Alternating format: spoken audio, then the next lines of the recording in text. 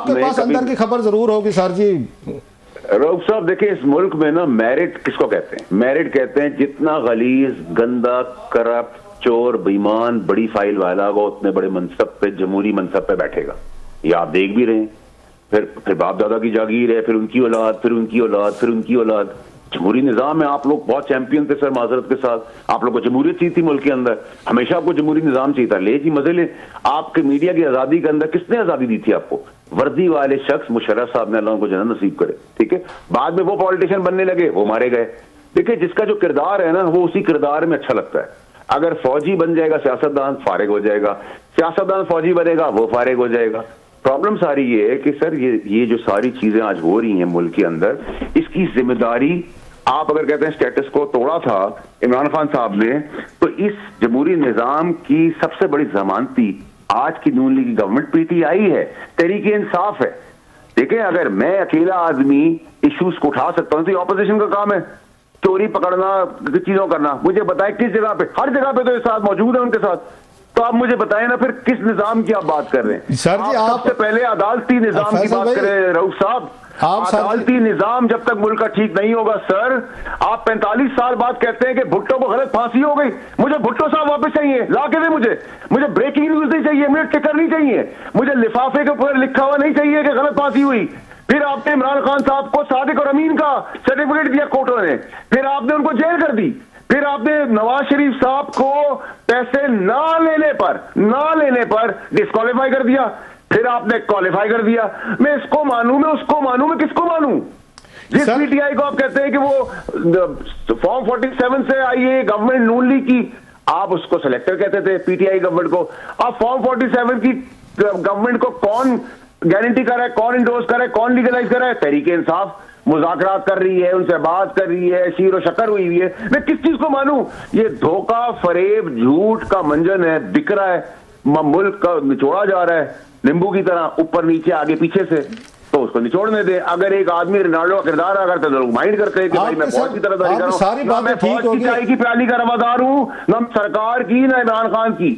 ये मेरे पर क्लैरिटी है। मेरी ऑपोजिशन भी नहीं करती, ना मेरे बाप ने ठेका लिया है, ना मैंने कोई ठेका लिया है, ना मेरा और मेरे खानदान में कोई सरकारी नौकरी के ऊपर है, ना मैंने किसी को भर्ती कराया ना निकलवाया है। हाँ, निकलवाऊंगा, निकालता रहूंगा अपने सच के ऊपर, बेईमानी के ऊपर, झूठ के ऊपर, डंके की चोट पे करूंगा। किसी का बाप नहीं रोक सकता मुझे। वो सर आपकी सारी बातें ठीक होंगी, लेकिन जो मेरा सवाल था वो वहीं पे है सर जी। जुनैद अकबर साहब जो है, ये कैसे चेयरमैन पीएससी बने हैं और सदारत इनको मिल गई है? चेयरमैन पीएससी ऐसे नहीं मिलता, ये एक पॉलिटिकल पोस्ट है, ये ब्राइब के तौर पर या अंडरस्टैंडिंग कंप्रोमाइज के बाद ही मिलती होती है पोजीशन के, किसी भी बंदे को देंगे। तो सर जी इनका बताएं, जुनैद साहब कैसे हैं सर और क्या अंडरस्टैंडिंग है, इसकी खबर तो देना हमें जरा। देखिए सर, मेरी बात सुने। अब ये मैसेज खान साहब दे रहे हैं ग्रास रूट के ऊपर कि पुरानी शक्लें जो एक्चुअल पीटीआई थी उसको मैं रिवाइव कर रहा हूं। ये उनका second last, third last card कह लें, कोई कोशिश कह लें। देखिए, मैं आपको बड़ी क्लैरिटी से बता सकता हूं अपने बारे में, जुनैद साहब के बारे में। आलिया हमजा मेरी बहन, बहुत अच्छा मुखलिस चेहरा है पीटीआई का। ऐसे जितने लोग हैं ना, हमारी औकात लीडर की तब थी, तब भी हमें वोट इमरान खान साहब के नाम पे मिला था। और आज भी ये सब, हम सब जो हैं वो सियासत जो कर रहे हैं, हमने शुरू वहां से की। तो अगर आज मैं कहूं कि वो लीडर या मैं लीडर हूं, तो हम अपने घर के बंदे भी घर से बाहर नहीं निकाल सकते। ना धरना होगा, ना मरना होगा, ना डी चौक होगी, ना कोई चीज होगी। क्योंकि जितनी अहल पीटीआई है उतनी अहल आगे गवर्नमेंट है। वो उनको रोकेगी, वो उनको टोकेगी, वो कंटेनर लगाएगी, वो परमिशन नहीं देगी, ब्रेकिंग न्यूज चलेगी, टिकट चलेंगे, ट्वीट चलेगी, तबसरे होंगे, मस्करे होंगे, मजाक होगा, फिर जाग बैठ जाएगी, फिर कोई नई चीज आ जाएगी। ये एंडलेस है। इसकी जमानती इस हुकूमत की पीटीआई है, ना मैं हूं ना आप है। अरे सर जी, हमने एक देखा है कि गंडापुर साहब जो हैं वो एक एग्रेसिव टोन के साथ है थे। वो जो उनकी आपने गुफ्तगू हमने सुनी कि जी मैं अगर महमूद गजनवी की तरह 17 हमले करूंगा, अभी 17 में से मेरा ख्याल है वो कहते थे 7 शायद 8 हो गए थे, बाकी 10-12 भी रहते थे। अब उनको हटा के जुनैद अकबर साहब आ गए। जुनैद अकबर साहब भी वहीं से शुरू कर रहे हैं जहां पे गंडापुर साहब छोड़ के गए थे। उन्होंने तो ज़्यादा सख्त बयान दिया है।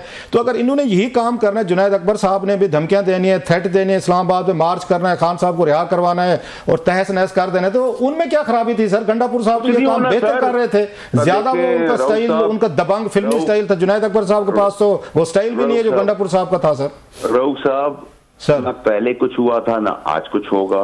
अगर जुनैद साहब कोशिश भी कर लेंगे तो उनकी सबसे पहली रुकावट ही वो वसाइल है KPK के जो गरीब लोगों पे कम और बदमाशी, गुंडागर्दी और चढ़ाई पे और दहशतगर्दी पे इस्तेमाल हुए, ना वो वसाइल देंगे ना वो कुछ कर सकते हैं। कोशिश करेंगे और मेरा ख्याल है जब वो कोशिश में नाकाम हो जाएंगे तो खुद ही इस्तीफा देके निकल जाएंगे। नंबर 1। नंबर 2 ये आप एक और पेशगोई कर रहे हैं सर।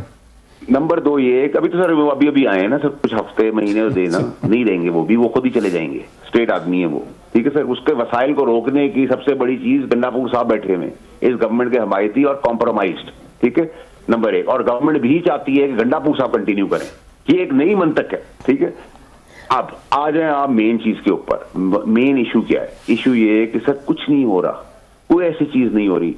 इस डिफॉल्ट की पाकिस्तान को बैंकरप्सी की जमानती स्टैब्लिशमेंट है, फौज है, और ये ना इंशाल्लाह बैंकरप्ट होगा ना डिफॉल्ट करेगा। बाकी हुकूमतें एक पोस्टर, एक टिश्यू पेपर की तरह हैं, आती हैं जाती हैं, आती हैं जाती हैं।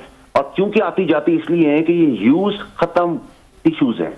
अब नया टिश्यू लाएंगे तो आगे कोई बात चलेगी, आगे नए टिश्यूज आएंगे। Give others a chance, youngsters a chance. 90 की पॉलिटिक्स नहीं चलेगी, 80 की पॉलिटिक्स नहीं चलेगी, पुरानी तकरीरों में काम नहीं चलेगा। हाँ, ये शहबाज शरीफ साहब को आप क्रेडिट दे दें कि शहबाज शरीफ साहब वो गलती नहीं कर रहे जो नवाज शरीफ और इमरान खान साहब ने की थी कि ना काम करना जानते हैं ना काम करने देंगे। तो वो एंजॉय कर रहे हैं, वो फिगर हेड बन के प्राइम मिनिस्टर बन के बैठे हैं, इक़्तिदार सबका आखिरी सर, ये बताइएगा सर, और इस गवर्नमेंट के अंदर भी एक शहजाद अकबर है और एक आजम खान है। जब ये गवर्नमेंट में जाएगी उस वक्त शहजाद अकबर साहब आज के जो हैं वो मुल्क से बाहर चले जाएंगे और आजम खान साहब रह जाएंगे। सर जी, आप बड़ी अहम बातें कह रहे हैं। शहबाज शरीफ साहब के करीबी मतलब ब्यूरोक्रेट या उनके कोई पॉलिटिकल एडवाइजर की बात कर रहे हैं, कोई हिंट तो दे रहे हैं, कोई थोड़ा सा।